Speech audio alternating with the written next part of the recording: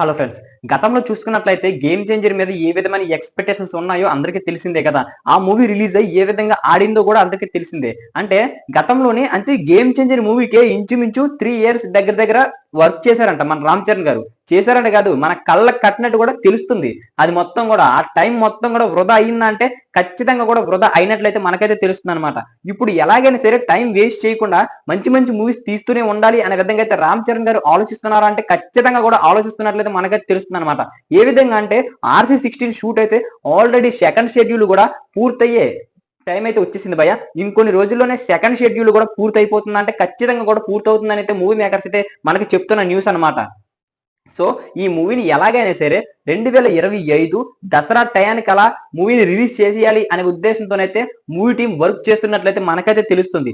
ఇప్పటి వరకు మన రామ్ చరణ్ నటించని రోల్‌లోని నటించబోతున్నారు అంట. దానికి తోడు స్పోర్ట్స్ బ్యాక్‌గ్రౌండ్ కింద అయితే మనకి ఈ మూవీ అయితే రాబోతుంది. సో అందుకే ఈ మూవీ మీద అయితే భారీగా ఎక్స్‌పెక్టేషన్స్ అయితే పెట్టుకోవచ్చు అనడంలోనైతే ఎటువంటి సందేహం లేదు.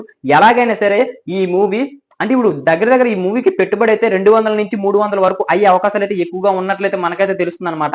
అంటే ఇప్పుడు ఎందుకు ఈ మూవీ మీద ఇంతవరకు ఇంత హైప్ ఉంటుంది అంటే 'గేమ్ చేంజర్' లాంటి ఆ మూవీ మీద హైప్ పెట్టుకున్నప్పుడు ఫ్యాన్స్ చాలా డిసప్పాయింట్ అయ్యారు కదా! మరి అదే విధంగా చూసుకున్నట్లయితే ఈ మూవీ మీద కూడా ఎక్స్‌పెక్టేషన్స్ పెట్టుకుంటే డిసప్పాయింట్ చేసే ఉద్దేశం ఏమైనా రామ్ చరణ్ గారికి ఉందా అంటే ఖచ్చితంగా లేదని చెప్పాలి. ఎవరు కూడా కావాలని డిసప్పాయింట్ చేయరు కదా! 'గేమ్ చేంజర్' మూవీ అలా అవుతుందని రామ్ చరణ్ గారికి ఏమాత్రం తెలీదు. అందుకే 3 ఇయర్స్ పాటు టైం అయితే ఆ మూవీ మీద అయితే వెచ్చించడం అయితే జరిగిందనమాట. సో ఆ మూవీ ఫ్లాప్ అయిపోయింది. సో ఇప్పుడు ఎలాగైనా సరే 'ఆర్‌సీ16' పెద్ద బ్లాక్ బస్టర్ చెయ్యాలనే ఉద్దేశంతోనైతే రామ్ చరణ్ గారైతే ఉన్నారనమాట. సో ఖచ్చితంగా కూడా ఈ మూవీ మీద హైప్ పెంచాలనే ఉద్దేశంతోనైతే కొత్త జోనర్‌లో అయితే మన ముందుకైతే తీసుకొస్తున్నారు. స్పోర్ట్స్ బ్యాక్‌గ్రౌండ్ లోనైతే ఇప్పటివరకు మన రామ్ చరణ్ గారైతే నటించలేదు. అలాంటి మూవీ మన ముందుకైతే తీసుకురాబోతున్నారు. ఖచ్చితంగా కూడా ఈ మూవీ ఎలాగలేదన్నా సరే చిన్న పాజిటివ్ టాక్ వచ్చినా సరే 500-600 వరకు, ఎందుకు అంటే 'గేమ్ చేంజర్' ని నెగెటివ్ టాక్ వచ్చింది కారణంగా ఆ మూవీ మీద ఉన్న ఎఫెక్ట్ ఖచ్చితంగా కూడా మరి 'ఆర్‌సీ16' మీద పడుతుంది. ఖచ్చితంగా కూడా పడుతుందన్నమాట.